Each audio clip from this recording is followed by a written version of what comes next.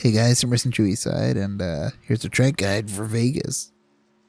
Second time we've been to this track this year. First time was way back at the beginning of the season, where it was kind of fun, but it was a different build.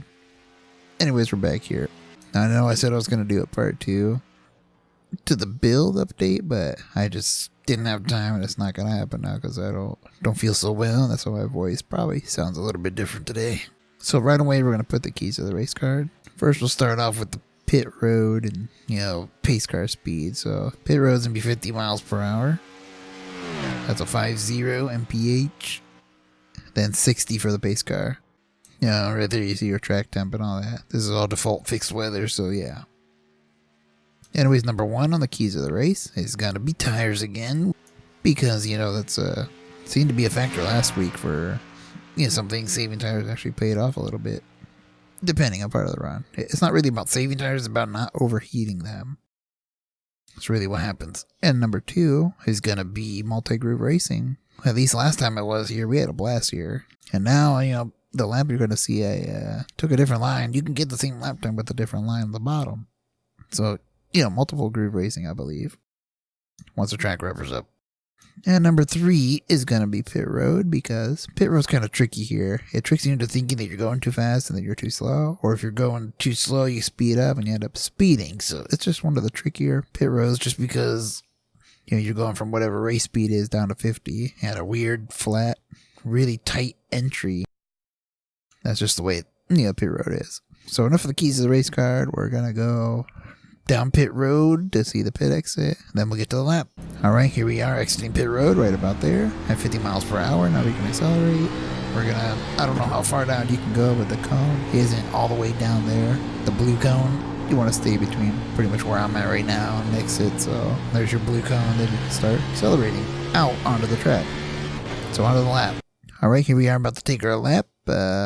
Default weather, fix setup. Only thing I changed was brake bias down to 64, which helps it rotate a little bit in entry. So we're just gonna go ahead and see how the lap was done.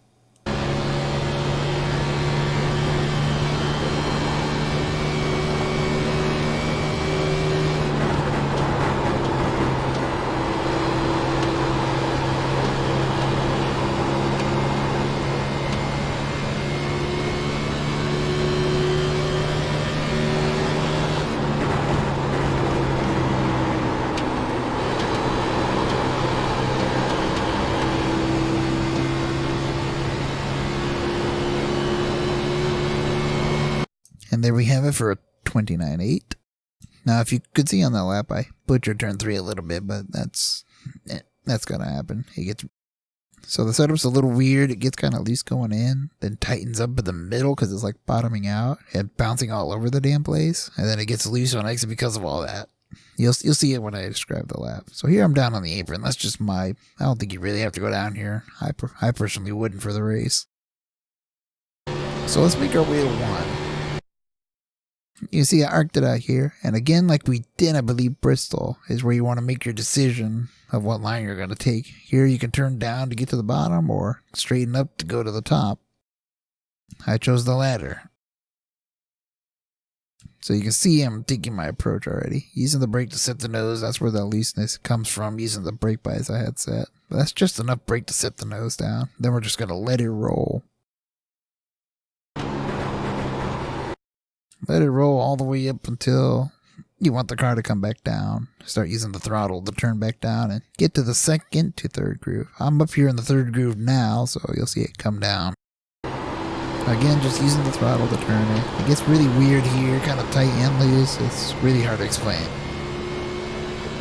Now entering 3, I'm aiming for the bottom. I should have let up earlier, but I can throw it in a little bit deeper, and I'm probably going to do that all the way to this first sign here, or this black monster energy.